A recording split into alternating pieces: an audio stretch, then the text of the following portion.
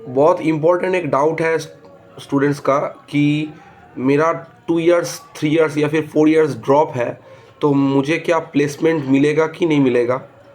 इसका आंसर मैं दूंगा इस वीडियो में।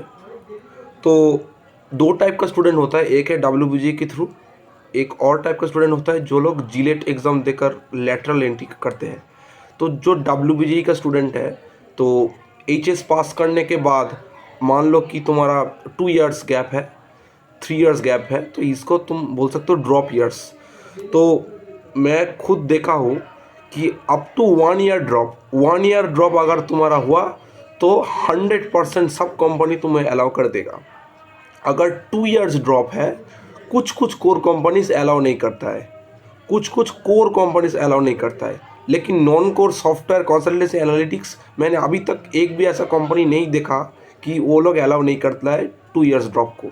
इसका मतलब क्या है, 2 इयर्स ड्रॉप को हर नॉन कोर कंपनी अलाउ कर देगा और कुछ कुछ कोर कंपनी अलाउ नहीं करेगा।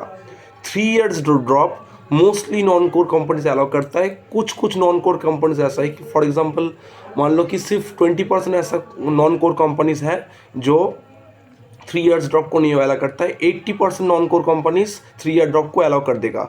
और कोर कंपनीज बोलोगे तो कोर कंपनीज 3 ईयर ड्रॉप को जनरली प्रेफर नहीं करता है, लेकिन कुछ कुछ कंपनीज है कि 3 ईयर ड्रॉप अलाउ कर देता है। परसेंटेज अगर बोलोगे तो 30% core companies 3 years drop allow करता है। और 4 इयर्स ड्रॉप अगर हुआ तो ओवरऑल जितना भी कंपनीज है उस उनमें से सिर्फ 30% कंपनी तुम्हें अलाउ करेगा। नॉन कोर और कोर मिलाकर मैं बोल रहा हूँ। तो अगर तुम्हारा 2 इयर्स के अंदर ड्रॉप है तो ज़्यादा दिक्कत तो नहीं होगा। सिर्फ बहुत कम कंपनीज है कि 2 इयर्स ड्रॉप को अलाउ नहीं करता है, लेकिन 3 ईयर या फिर 4 ईयर ड्रॉप से थोड़ा दिक्कत होता है। Thank you.